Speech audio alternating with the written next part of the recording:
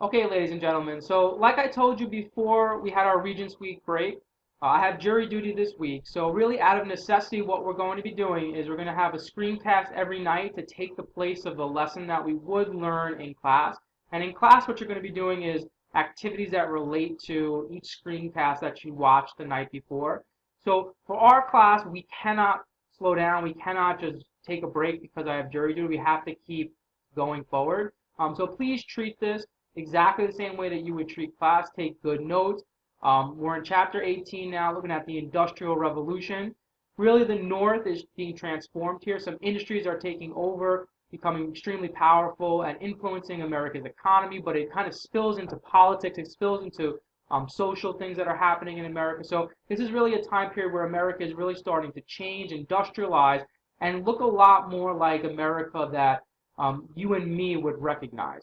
So we're going to jump right into it, and we're going to start with um, what's known as the captains of industry. So this term captain of industry really refers to some of your leading industrialists of the late 19th century, early 20th century. So here are some of four of the biggest ones. So maybe you recognize them by face.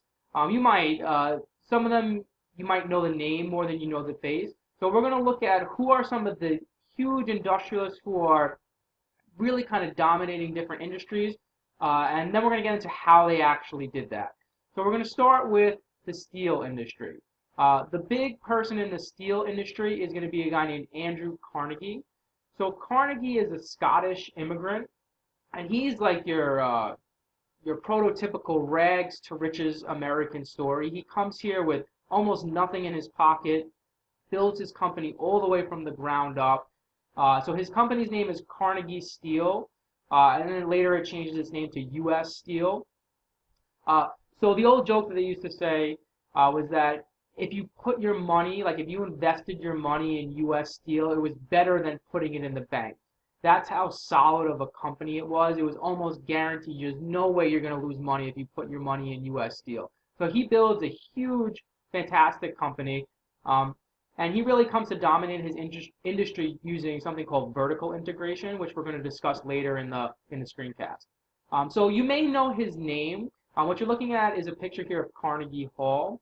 Andrew Carnegie and a lot of these industrialists are going to kind of give back to the community, and they're going to build different things, public works. So this is a theater. They're going to build libraries. They're going to build things that they think could benefit the whole public. And my sister did sing here. She's a singer. So she performed here when she was in high school, actually. But these industrialists are going to do this stuff, and we're going to talk about what their theory is, why they do this, and because at the same time as they're doing this, they won't raise the wages of their workers, but they do believe kind of in this something called philanthropy. And Andrew Carnegie specifically believes in something called the gospel of wealth. So he also builds universities, different things all throughout the country. Now, the railroad industry, the big leader in the railroad industry, you also might recognize his name. His name is Cornelius Vanderbilt. So he's a New Yorker. He's born and raised in Staten Island. Back when Staten Island was kind of more of a rural country outpost than it is now. It's not really a part of New York City at the time. So he got his start actually with kind of being in the ferry business, but then he kind of sees the future as railroads being the future, and his railroad company is the New York Central and Harlem River Railroad, and he builds railroads all over the country. He's instrumental in taking us westward and kind of westward expansion. Vanderbilt's a big part of that. Now, the thing that you might not be aware of that Vanderbilt is instrumental in building here in our own city. First one is Grand Central Station. This was actually the hub of his railroad company.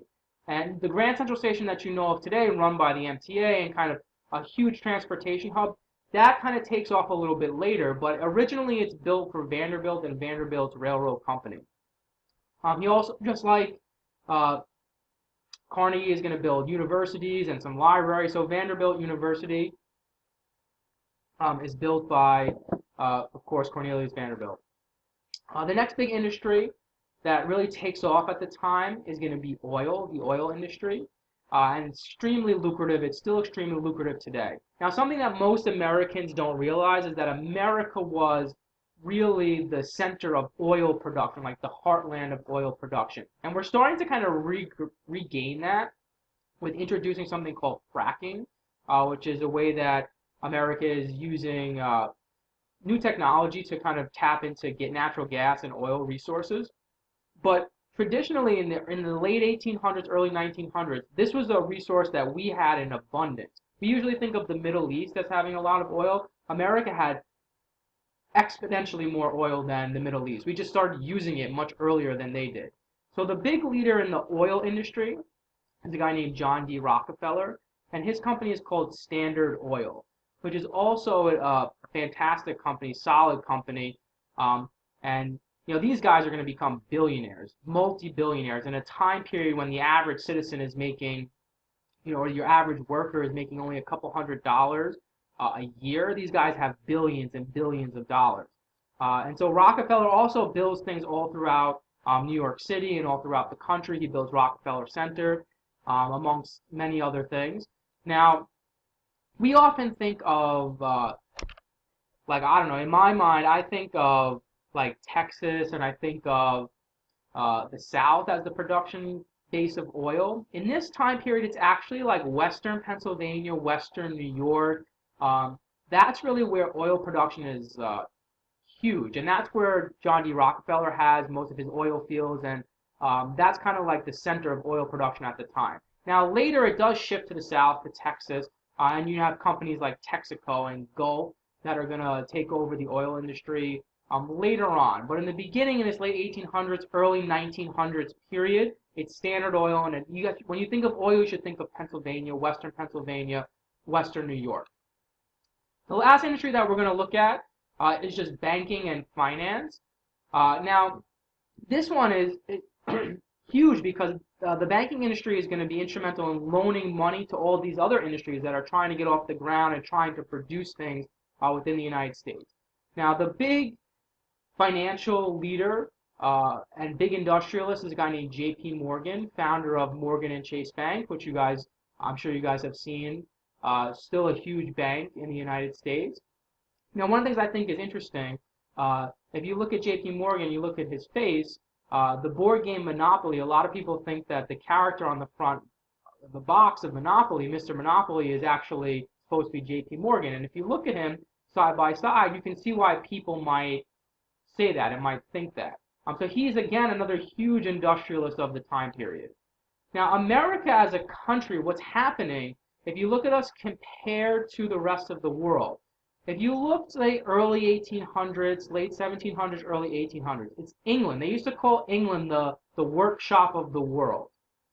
What's happening here is that America is basically like taking more and more of the world's manufacturing and production role. So we're becoming a manufacturing industrial giant, and we start this, really taking a huge role in this in the late 1800s, and we stay a huge industrial power until basically like post-World War II, like 1960s, 1970s. And in recent time period, 1970s to now, we've gone through a rapid or a slow, I guess I would say more of a slow deindustrialization process in America, where you don't have large manufacturing in the country anymore. You don't have a ton of industry. But for a long time, we were a big manufacturing giant. And it starts during this time period. Now, the other thing that you see happening here, I would just take a moment and maybe pause the video and just to analyze where the billionaires are. The thing that stands out to me on this pie graph here is railroads. Okay, so railroads are dominant. You have a lot of people who are billionaires. Think about it. And a billionaire in a time period when the average citizen, the average worker in a factory, makes between $500 and $700 a year. These people are billionaires. It's an incredible amount of money that they're making. So America, through industry, is starting to develop more and more wealthy, very, very, very wealthy citizens. Okay?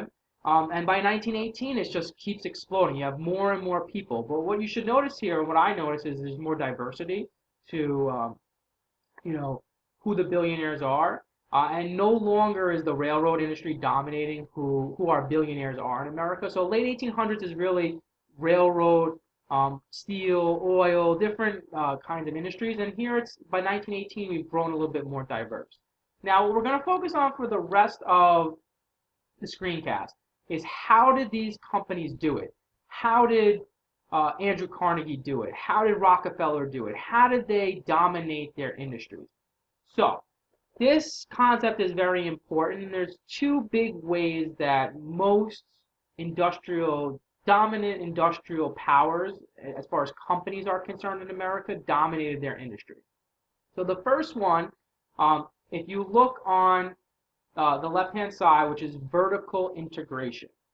So this one, the best example of this is Carnegie, because Carnegie and Carnegie Steel, they use vertical integration. So in this case, what you do, if you think about an industry and you take, say, for example, steel, there's many steps that you need to take in order to take steel from the ground, or there's no steel actually, to take iron from the ground and then turn that into a finished product. So think of like a steel beam that you would use to construct a house. Okay, so you have iron in the ground, you want to turn it into a steel beam. Along that process, there's many steps. So you have to first mine for the iron ore. You have to take it out. Then you have to refine the iron ore. Then you have to turn the iron ore into, you have to go through a process to turn it into steel. Then you have to take that steel and you have to make it into a steel beam. So there's multiple steps along the way. So vertical integration, a company that practices vertical integration controls all aspects from the beginning of the process, in this case taking iron ore out of the ground, to the end product of actually making the steel beam. And they'll also kind of control the transportation of it, of getting the steel beam to the site that needs to build the house. Okay, so that's one way to dominate the industry, because if you don't do it that way, let's say you only control one part of it, you only make the steel beams. Well, if there's three other companies who do the first three parts, there's a company that mines for the iron ore, there's a company that refines it, there's a company that turns it into steel. Each company has to make money, okay? So the first one that mines it, they're going to sell it to the refining company, but they want to make a little profit, so they're going to raise the price a little bit. Same thing happens. Each time you go through it, it raises the price a little bit. So it's kind of like having a middleman. When you sell something to somebody, each person wants to make a profit. So somebody like Carnegie is a smart businessman. He decides, well, if we want to make the steel beam, if we want to have the final product, well, let's buy out all the companies that do the small steps, and we'll do it all together. We'll control the entire process, and it'll eliminate waste. It'll eliminate those little markups that happen in between. And what's going to happen is that if you can do this, and you can do this on a large scale, you can knock out your competition, because you can sell your product for a cheaper amount than your competition. And if you can do that, you can outproduce them, and you can basically put their company out of business. It's pure capitalism. Okay? Now, on the opposite side, so that's one way to kind of dominate an industry. The second way to dominate an industry is horizontal integration. So this is a little bit different, and the company that practices horizontal integration on a big scale is going to be Standard Oil and John D. Rockefeller. So in this case, what you do, instead of trying to control each step of the process to produce the product, what you do is you try and control totally one aspect of it. So let's say, for example, in this case, the oil refining aspect of production. Okay, so let's say you have Standard Oil, and then you have, like in the example right here, you have 4 other companies who also refine oil and turn it into gasoline. Okay, so what Rockefeller would do, and other companies who practice horizontal integration, is they would try and buy the companies who also refined oil and turned it into gasoline. And when you do that, if you can buy them out, these smaller companies, what you can do is you eliminate your competition. And so therefore, if you've eliminated your competition, if you've bought these companies out and now you own basically almost all of the refining businesses in America, again, you can control price. and you can make a ton of profit because you've knocked out your competition. So in this case, you're not controlling each step of the process like it was in Carnegie. You're just trying to control, let's say, um, the industry of the final industry or one component of it completely across the board. You're trying to knock out your competition, in this case, in oil refining. Okay, so those are two different ways to go about dominating and trying to gain control over an industry. Now, this can only happen when you have unchecked capitalism going on, where the government is not regulating what a company can and cannot do. Because in a lot of cases now, these things would not necessarily, you could try, you could do these, but it depends on how you go about it. A lot of this stuff might potentially be illegal in our current format as far as the way the government regulates industry. Now, within a specific industry, there's really two ways. You have vertical integration, you have horizontal integration. There's really two other ways to kind of control an industry. So, for example, you have a monopoly and you have a trust, okay? Now, when you look at horizontal and vertical integration, these are examples of how you create a monopoly on an industry, okay? They're not trusts. It's important to understand the difference. A monopoly is when one company dominates an industry. So you can use vertical integration or you can use horizontal integration to create a monopoly and to dominate an industry. Trust, on the other hand, is when different companies in the same industry kind of work together to control the industry as a group. So basically what you're doing is you're setting prices. And so, for example, if I own an oil company and then two of my friends own oil companies, we get together and we kind of say, okay, I'm going to sell my oil for $5, you sell it for $5, and you sell it for $5. And we kind of basically control the industry. And so, like, we're manipulating capitalism there. Capitalism is supposed to be competition between the people who are selling the product. So when you work together as far as industry is concerned, you can do well by doing that because you can make more profit. But it's not pure capitalism anymore. So this is a good example of something called collusion. Usually when trusts are formed, when they set these prices and within an industry to make more profits, make more money, it's something called collusion, which means that like the business owners are making these agreements behind the scenes to fix prices, limit competition, and it's a way to make more profit and more money. So these industrial giants, they're doing it in legal ways. They're also kind of doing it in a lot of cases in illegal ways to control their industry and to kind of make as much money as they possibly can. Okay? So this is going to kind of get them the nickname of robber barons. And what that refers to is that they're not only dominating an industry. A lot of people see them almost as kind of corrupt, as thieves. And we're going to get more into this theme as the unit goes on. But this is a big theme of the time period, which is called the Gilded Age, where people feel that these industrialists, they've gained too much money. Sometimes they feel like they've gained it in dishonest ways. And what they're doing is they're using that money to corrupt American society. And really what they're doing is they're corrupting politicians, they're corrupting the political system, they're corrupting democracy, and they're kind of tainting American society, and they're doing it basically by robbing the people. And essentially, kind of like when we said earlier in the screencast, when you have these big industrial giants who believe in philanthropy, and Carnegie, for example, comes up with this idea called the gospel of wealth that we're going to talk a little bit more about. But they believe in giving back to the society. They give back in like these grand philanthropic ways as far as creating libraries or creating things that the public can use as a whole. What they don't do is they don't believe in raising the wages of their workers. They don't necessarily treat their workers better. And this is going to kind of cause different opinions about industrialists during the era. So on the one hand, they're expanding America. We're becoming more powerful. America itself is generating more money and more wealth. But a lot of times it's seen at the expense of the worker. Okay, guys, so we're going to stop there for now. So just remember, each night you're going to have a screencast. So just make sure you check Edmodo every night for a screencast.